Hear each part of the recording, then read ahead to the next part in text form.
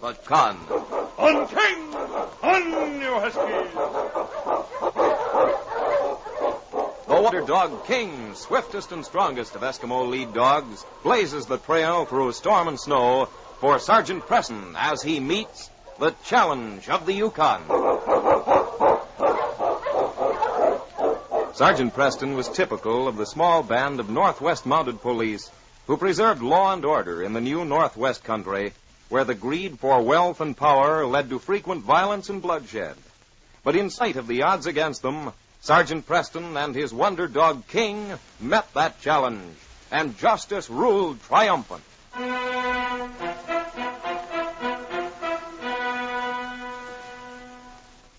The small roadhouse of Jan Peters on the trail to Dawson City held very distinguished visitors one night in early winter. Mr. Williams, a mining engineer from San Francisco, and his daughter, Mary. They sat before the huge stove in the big cabin after supper, and Mary's father smiled as he saw how eagerly his daughter listened to old Jan. Yep, I've been up here in the North Country for a good many years. I never expect to leave it. It's fascinating. I've never seen such mountains and vast stretches of snow. I wouldn't have missed it for anything. You were lucky getting a man like Big John to bring you here. He'd make anybody's trip easy. He's the best guide I know. He can certainly handle a dog team and make a camp. Him, too. They never question anything he does or orders him to do. How did you happen to get Big John? Well, a Mountie met us in Selkirk. This guy was with him, and the Mountie made the deal with him for us. This Mountie, he wasn't a big fella, about 6'4", Sergeant Preston? Oh, yes. Yes, that was his name. I guess you'd be surprised if I told you that Big John led Sergeant Preston on a long chase, helping a murderer escape. What? Yep, it's true. Do you mean to tell me that Mountie would send us up here with a criminal? No, not Sergeant Preston. He's the best Mountie in the country. Big John ain't a criminal. He and the sergeant are the best friends. But you said... Oh, please tell us about it. I've told it hundreds of times. Because I heard it from both Sergeant Preston and Big John. People up here like to hear stories. The only pastime we have. Everybody likes to hear stories. Well, guess I better tell you about Big John first. As I said before, John's father was part white, and John inherited the big frame and the brains of his white grandfather, who was a fur trader from the States. John had a young brother, about 5 years younger than he was. His father died when they were pretty young, so John more or less took care of the kid and his mother. His brother's name was Imago. John was crazy about the kid. Acted more like his father than his brother. Imago was a bad one. He lied and stole. Nobody liked him. Didn't Big John know it? No, he didn't, and for a very good reason. The first time anyone told him, there was fireworks. John had come home from a hunting trip and was met by Black Eagle, one of the tribe. Push! Push! Big John, you stop. Do what? You have good hunt. Let him eat. Get many fur in trap. See? Big John maybe give half to Black Eagle. Black Eagle want to trade. Give furs to Black Eagle. 4 furs your brother Imago steal from him to trade for firewater. Black Eagle call my brother thief. He is thief. No, don't. Big John! Get up. Get up, you dog. Get up, I say. Now you'll see what happened to him who called my brother thief.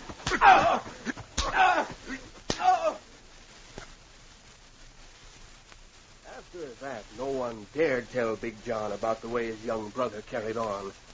John was powerful and had beaten Black Eagle within an inch of his life. Imago got worse and worse, but none of his doings reached the ears of his older brother. Short time later, Big John got a chance to take some prospectors up to Dawson. He'd away nearly 2 months. It was during that time that Sergeant Preston was called into headquarters to investigate a murder. I'm glad you got that in your patrol in time to take over this case, Sergeant. We have 2 witnesses who saw the killing. It was an Indian named Imago. Been drinking and killed this prospector in front of 2 white men. Is Imago from the Indian village north of here, sir? Yes. He isn't very well liked by the members of his tribe.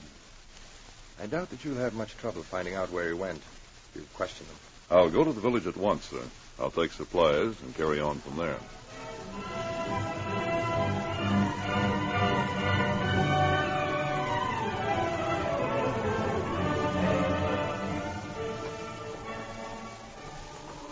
Hello, Black Eagle. How? I'm looking for a friend of yours, Imago. Imago, not my friend. Oh? You know where he is? Imago leave fast. Him go trail north. Him try me brother. His brother's the man called Big John? Who no catch Imago if him meet Big John. Big John, best guide to north. Well, thank you, Black Eagle. I'm certainly going to try. On King! On, you huskies! It was just about that time that Imago met Big John on the trail, about 20 miles from the Indian village. Big John was nearing home and traveling light. He halted his team as Imago stepped out in front of him on the trail. Oh! Oh! Oh! Big John, at last I find you. Imago, what is wrong? Where you go? Man in town. He tried to kill me. We fight. I hit him, he fall. Now white man's law tried to get me. Big police fellow come. You tell white men what happened. I try. They say hang me. I run. White men not hang you. Come, you go to North Country. White men not find you if you with Big John. Sergeant Preston had taken the trail north. It was well traveled, and the trail of Imago had disappeared under the tracks of many sleds. He was about 15 miles out of town when he saw two figures beside a huge rock. He halted his team and approached them.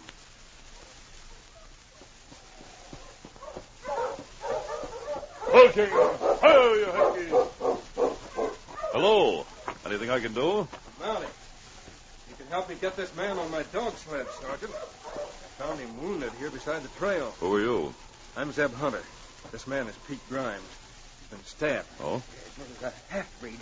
He jumped me from behind this rock. Took my supplies. Are you badly hurt? He got him in the shoulder.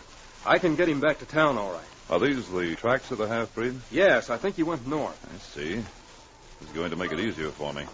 I think the man who stabbed you is the man I'm after. Now I'll have a trail to follow. Come on, Pete. I'll help you on the sled. Big John was wise in the ways of the trail. He covered his tracks well. And Sergeant Preston lost time finding it again. 7 days had passed. And Imago was getting sullen. Only a few days of supplies were left. The winter was bad that year. There wasn't much game. John knew better than to spend too much time hunting. They were mushing along near the mountains when all of a sudden Big John fell.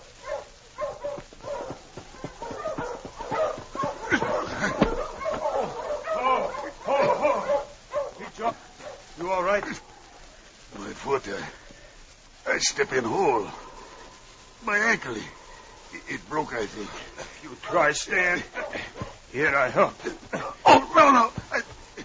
I cannot. What do we do? We make have. You build fire. Maybe I can fix food. You help me over there beside rock. Bad luck. Slow us down. Here, it's all right. Now you get firewood. Yeah. Goodbye, Big John. Muggle, what you mean? Good enough for only one. Eskimo village far away. Push! Push her! Imago! Imago! Come back! Come back! It was a pretty bitter moment for Big John.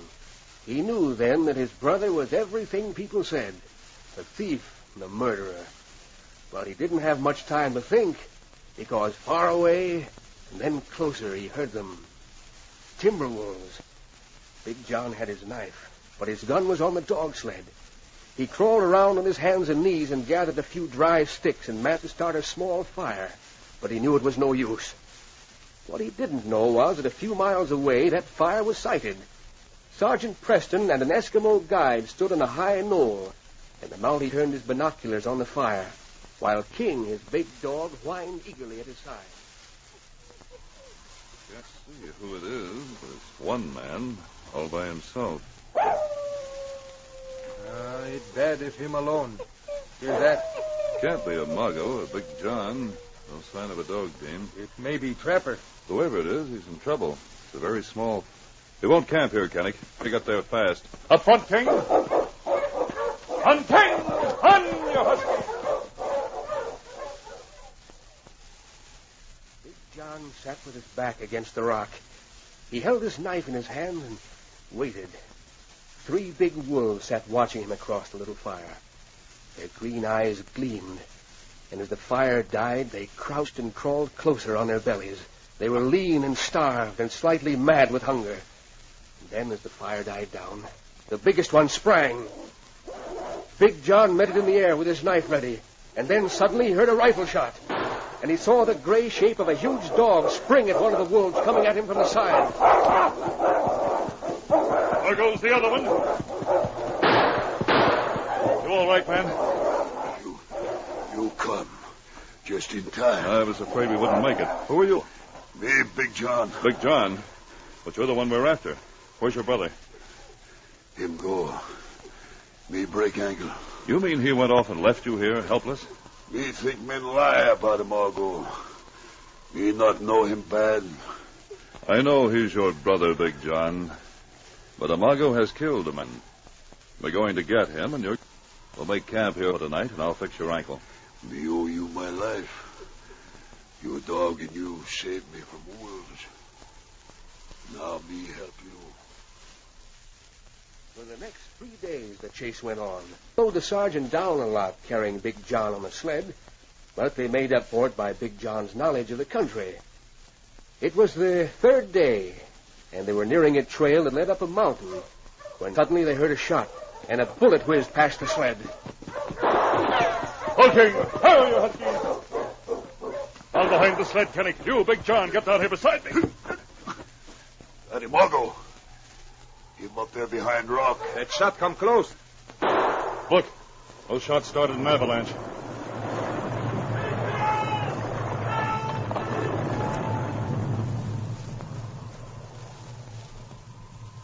Well, that's the end of Amago. It better this way. It better that Martin kill Amago. Yes, John. I'm glad it happened, too. Well, come on, we'll go back now. And so Sergeant Preston and Big John got to know each other. The Mountie never arrested him for trying to save his brother. And since then, Big John would die for Sergeant Preston. This is an amazing country, isn't it? It's a hard country, but a wonderful one. There are many stories as exciting as that one about it. Millions of them. I could tell you dozens about Sergeant Preston and that big dog of his. There's one thing sure. If a man has committed a crime, there's one thing he hates to hear.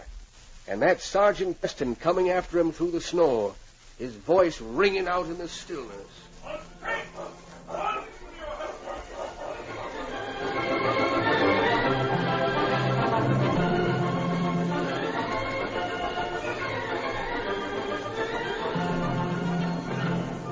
These copyrighted dramas originate in the studios of WXYZ Detroit, and all characters, names, places, and incidents used are fictitious.